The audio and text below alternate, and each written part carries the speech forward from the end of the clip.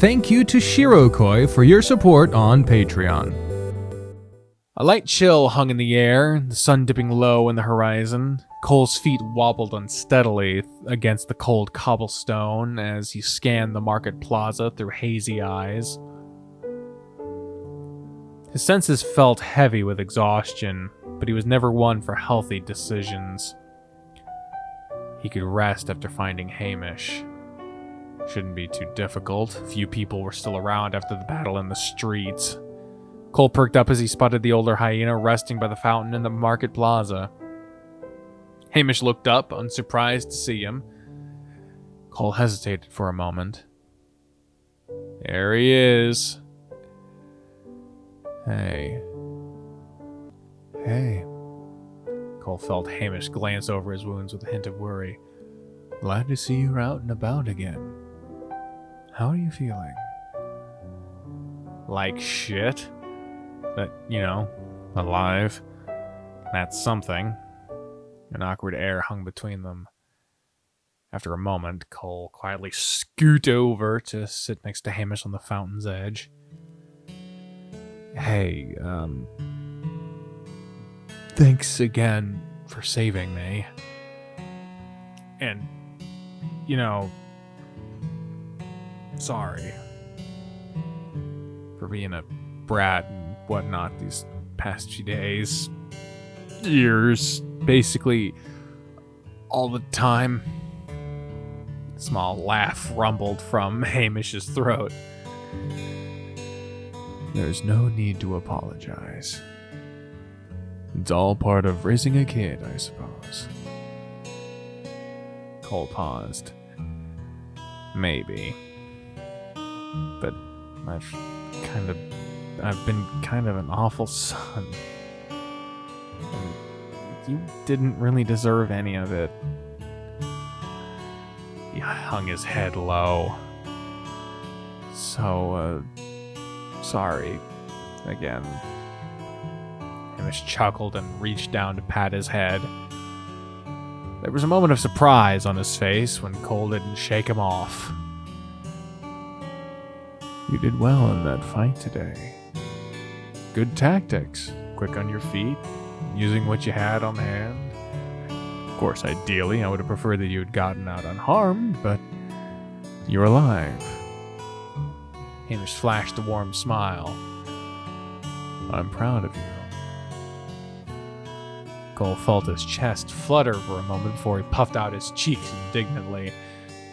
Well, all those tactics and strategy lessons you drilled into me were finally useful for once. I'm surprised you actually paid attention to my lessons. Cole scowled. Just a little bit. Papa keeps raving on about how you're the brains behind the crew. I guess I was at least kind of interested. Hamish smiled whilst hiding a small laugh. I see. Has Marrow given you the talk yet? The one with the whole accepting you for who you are and you can tell him anything?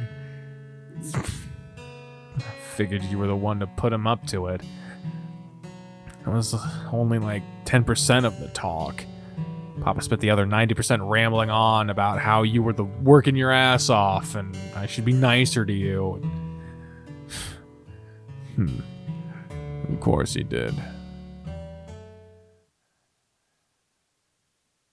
Speaking of which, can we talk? The air grew tense once more. Cole fidgeted and bit his lip, considering his next words carefully. Back in the fight with that demon,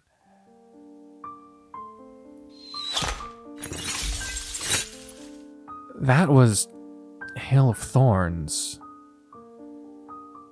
At first I thought maybe you're just sticking arcane crystals on your arrows, but the effects were too precise to be borrowed from a stored spell.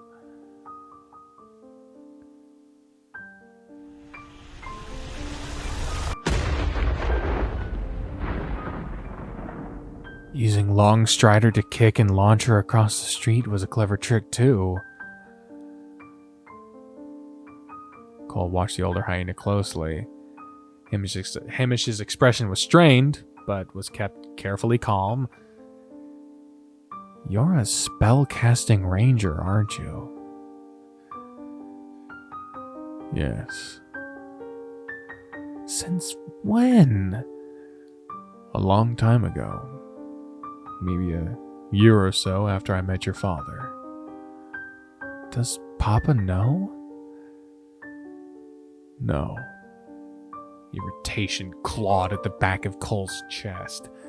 So you spent this entire time trying to convince me to out myself to Papa while you're too much of a coward to do it yourself? A bit hypocritical, don't you think?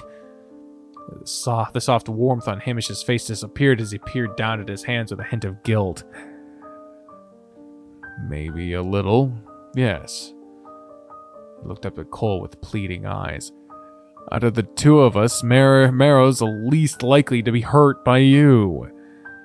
I just thought maybe you could soften the blow before I break the news to him. Oh, please, as if Papa could ever stay mad at you for more than a few minutes. Hamish suddenly looked very tired. It was the exhaustion of someone that carried a silent weight for years with no outlet or relief. Sometimes, years of love and trust have a way of unexpectedly slipping out from under you. Especially for someone like me. Hamish peered up at Cole with a soft smile. You, though, you're Marrow's son. He loved you from the moment you were brought into the world. You were nothing but a crying, whimpering bundle. No courage, no great achievements to your name, just you. Yet he loved you all the same. And will continue to love you no matter who you become in time. And so you want me to tell him that I'm a mage. He cares about you just as much, though. I don't see why you can't tell him yourself. Hamish let out a deep, ragged sigh. Your father's relationship with magic is complicated. Our relationship is complicated. If he knew I was keeping this secret for so long, well, I'm not sure what he'll do. Oh, come on. As if Papa would be anything but understanding to you. Don't act like he'd actually get mad. Cole let out a disbelieving huff. Why does Papa hate magic so much? He always dances around the question, but you know, don't you? The older hyena shook his head firmly. That's not my place to say. I promised him that I wouldn't tell, just as I didn't tell him about your bardic abilities. More secrets. More dancing around each other while you fluttered between us like the world's saddest little passenger pigeon. Why can't you just tell me? You know I'll find out eventually. Hamish looked torn. You keep a fair share of secrets as well, Cole. I won't betray Marrow's trust. Something in Cole snapped. You're full of nothing but secrets too, and so is Papa. But I'm expected to just spill everything out while you two keep everything to yourselves. You asked me to talk and be open, so here I am. You practically know everything about me. But the moment I ask for a tiny bit in return, it's suddenly too difficult. This house is full of nothing but hypocrites. Cole growled and stood up, shoulders shaking. His heart pounded heavily against his chest, but as unvented frustration spilled forth. Oh, don't you fucking do it. Do not.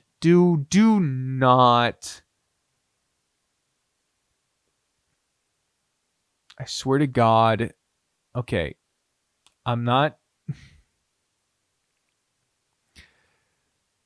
I don't think. If he does what I got worried for a second he was going to do, Just let it play out, but I swear to God, if you won't tell me, fine. I don't need you to talk. Oh, you son of a bitch. He's actually Oh, God damn it. I'll pry it out of you myself. You piece of shit. You motherfucker. Hamish caught the flicker of arcane light across Cole's eyes just a second too late. He leapt to his feet, panic grip. You piece of fuck. You motherfucker. He leapt to his feet, panic gripping his chest. Don't detect thoughts. No.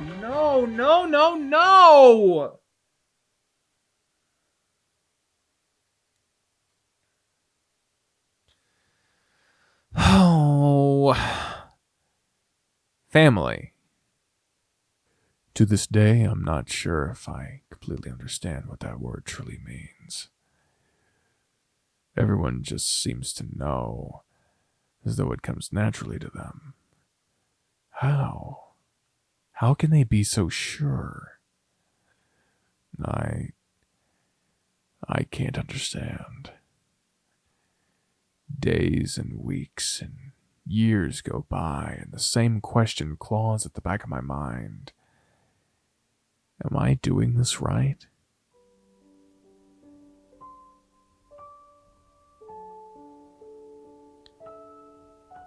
Family could mean the home you grew up in, perhaps.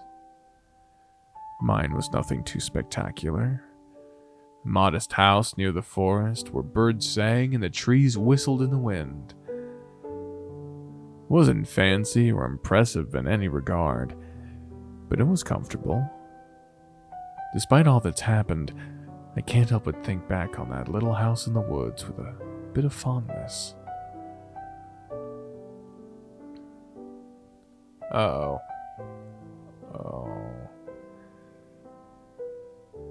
I suppose family could be the people who raised you. Father was a humble hunter and ranger. He had scarcely anything to his name but the bow on his back. But he would toil for endless days to keep a warm roof over our heads. After I became of age, he would passionately teach me the ways of the ranger. I would join him on his hunting trips where we brought back meat and pelts to sell. I could still remember the pride I felt the first time I hit my mark with my bow. My feelings towards my father were nothing short of contentment and gratitude. My mother, on the other hand, she was also kind. Yet, I could never shake the feeling that she did not want to be here. That she did not want me to be here. Growing up, I could see the strain on her face as she forced a smile for Father and I. There must have been something I was doing wrong. I picked flowers for her and helped her with chores, did everything I could to please her. And she would smile and thank me. But I was not blind to the emptiness behind her eyes. What was I missing? There must have been something wrong with me. And then the long winter came. Father and I had departed for a long hunting trip in preparation for the cold season. Perhaps it was due to his exhaustion, or perhaps a stroke of cruel luck. Hunting had always been a dangerous game. Prey fight back the hardest when cornered.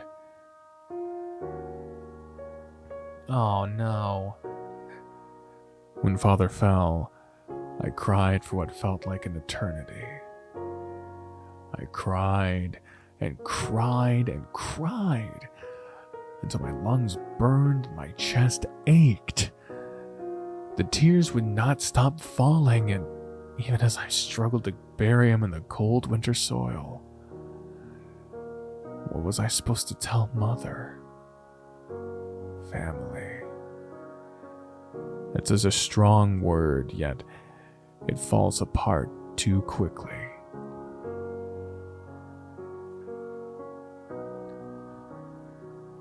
The pieces kept falling, The house was gone.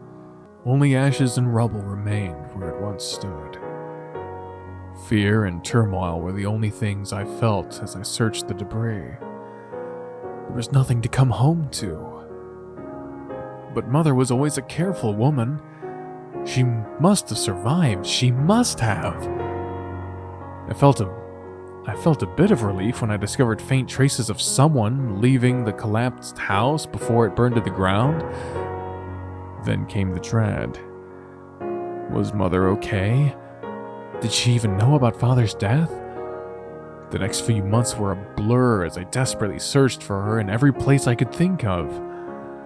The city, the depths of the woods, everywhere. I had to find her. She was the only family I had left.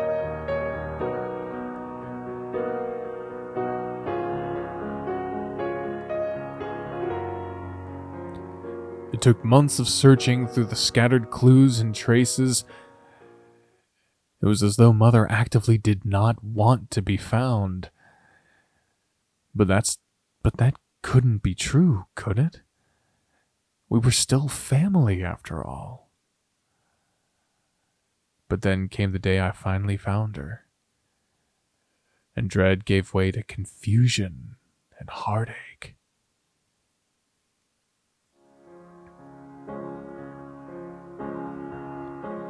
There she was, Mother, laughing with more joy in her eyes than I have ever seen in my life. And by her side was a new husband and a new son. Everyone beaming with such happiness. No deaths, no empty smiles, just happy. I stood there watching them for what felt like centuries. And I continued watching after they retreated into their new home, leaving me alone in the frigid night air. The world suddenly felt very cold. Through the storm of the turmoil writhing in my chest, one thought cut through the rest like a knife. I did not understand how I could be so easily replaced. Perhaps there was something about me that made it easy.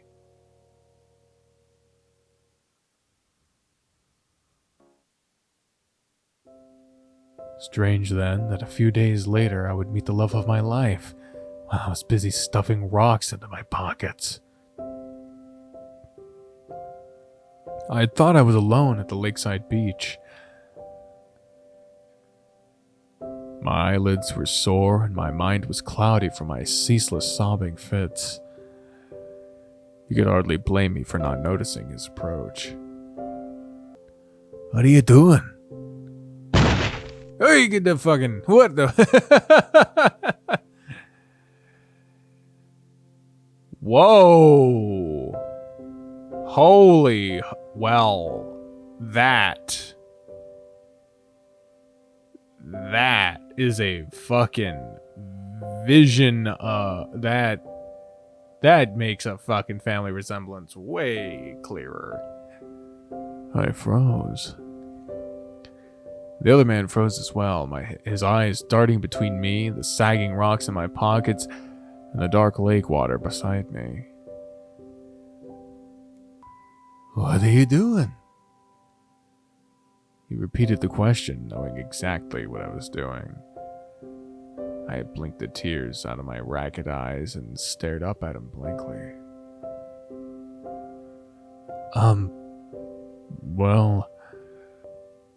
I suddenly felt very silly. I hesitantly put down the large stone in my hands and looked around for an excuse that didn't make this encounter look hellishly awkward. "I'm gathering rocks to sharpen my arrowheads with." The other hyena glanced at my bow and quiver lying in the sand. The two worn arrows poked out of the quiver. That's a lot of arrows. Well, gotta find the right kinds of rocks and stuff. It's a ranger thing. You wouldn't get it.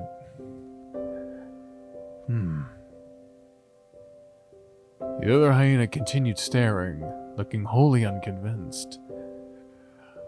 I suppose it looked rather obvious when someone was attempting to off themselves via drowning.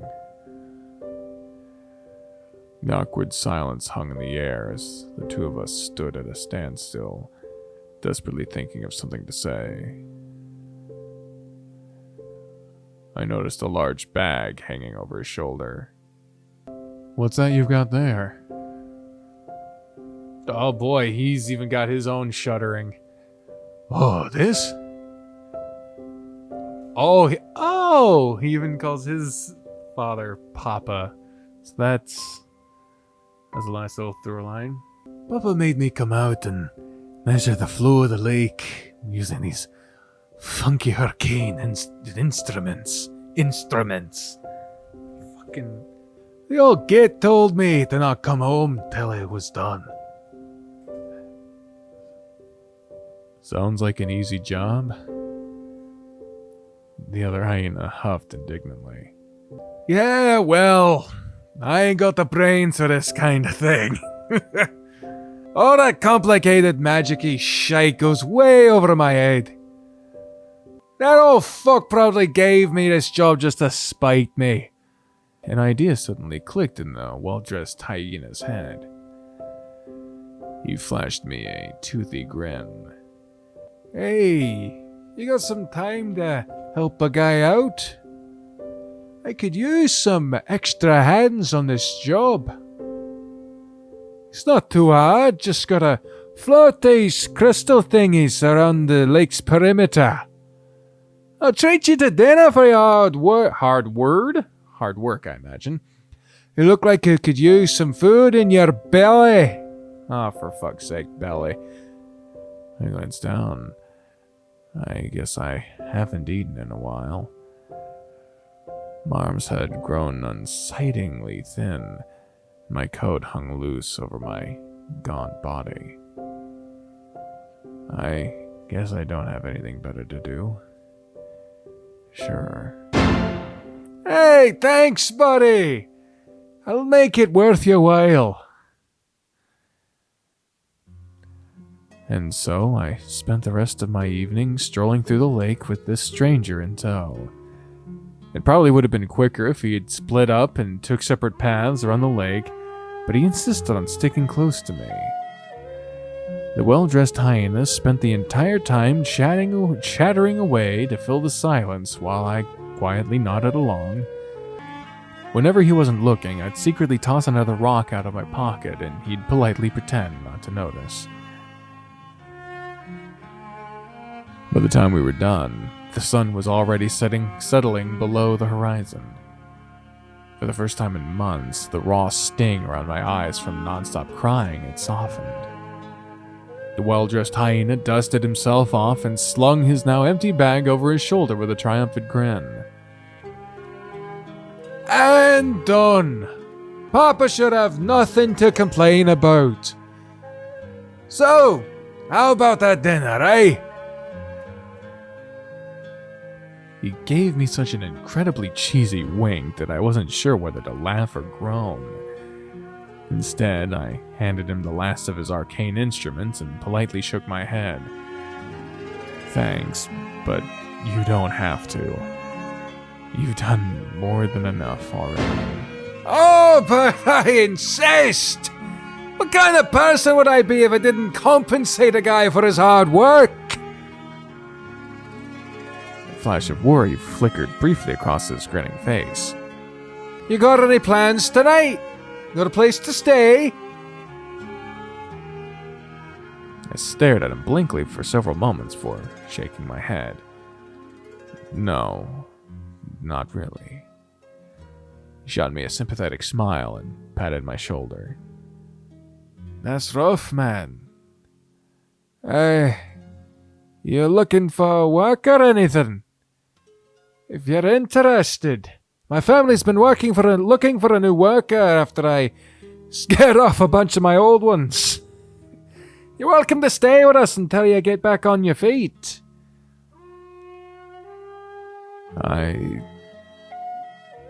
Thank you. But you look like you're a big, important guy. You really shouldn't be wasting your time on me. I really should be on my way. Concern grew on his face. He quietly placed both hands on my shoulders and gave me a firm but gentle look. I don't want to leave you alone here. If there's anything you need, please, just ask.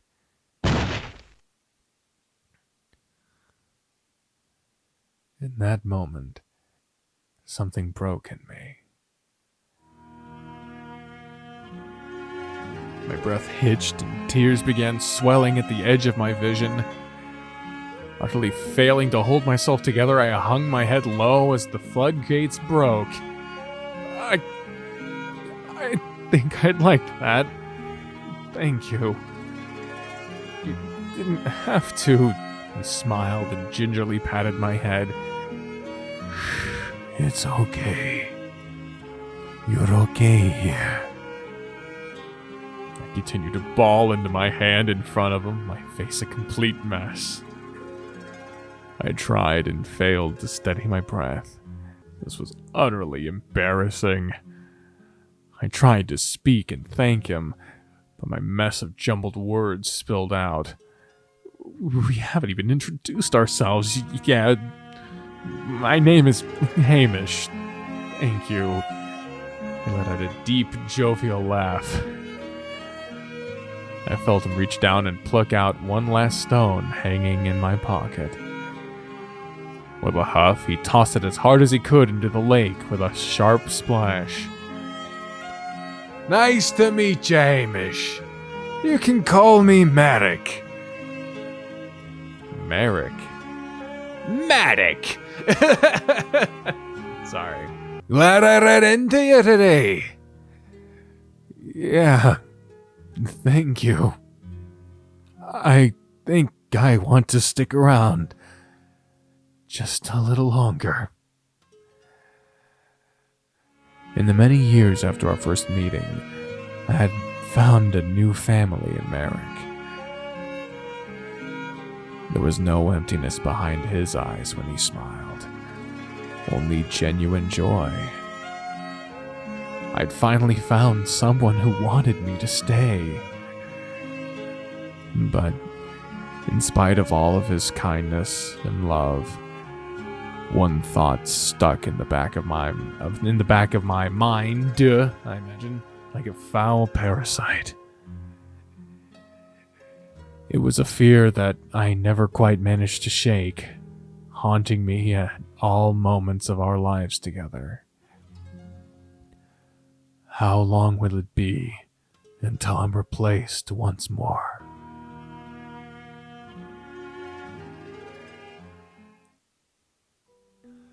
Time to face the fucking music, Cole, because you had no fucking right to do that shit. You had no goddamn right. That was fucking wickedly, that was damn near evil.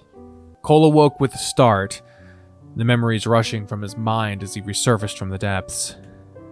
His heart was pounding a mile a minute within a gnarled twist of emotions.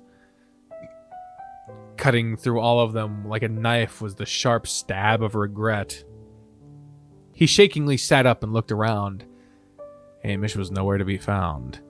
He must have run off the moment his spell had connected. Cole squeezed his eyes shut and buried his face in his hands. All the anger from before felt so utterly petty now. He really couldn't stop ruining everything, could he? To be continued. Alright, well, there you go. That is the 0.2.2 update of Temptation's Ballad. Oh man, that was packed. You know, we got a lot of fucking intrigue, a lot of character beats you did not expect, a lot of character focus on, you know, Maeve, Emil, and Hamish. You know, you wouldn't generally predict those characters getting the spotlight, but that's good. It makes your world seem bigger and more full when it's not just about the main three, you know? I liked it. I enjoyed it very much. I hope you did too. Let me know what you thought about this update in the comments down below. And I look forward to seeing the next one. I look forward to seeing the updates to repeat when I won't be able to. I won't be looking at the new art updates by itself. I'm gonna wait until it gets like a story update. I haven't actually looked to see if it got a story update or if it's just the art update. And I don't know when that will be, but when that happens, we'll also be able to see all the art updates. If you want to see them already, Shirkoi's been doing these really, really cool like side-by-side comparison videos on his Twitter, and you can see that there. It's just at Shirokoi, so there you go. And if you want to play this game for yourself, the link to it is in the description down below. Let me know what you thought about this update in the comments, and I hope you enjoyed it. If you made it to this part of the video, let me know down below whether or not you've heard of the show Red Green. It is a Canadian television show. I used to watch it when I was young. It's a little more complicated feelings about it now, but it's definitely something of its time. But I enjoyed it when I was younger, and yeah, I'd like to know how the crossover appeal is for my audience and that show. I'm curious. So thank you for watching, and I hope to talk to you all again soon about this game. Hopefully sooner than last time, because if you want to know when the next episode for this game is, follow the fucking itch page or the Patreon page or the creator's Twitter. I can't post updates of a thing unless that happens. And I know sometimes updates come out and videos don't come out long after that, but that would be the first thing to check before just straight up asking. But I'm really glad that people are interested. I'm really glad that people care enough to ask in the first place. So that's fucking flattering as hell. So it's a bit of a blessing and a curse at the same time. So it's still really cool. And but yeah, it's weird. Anyway, thank you and have a good day. Bye.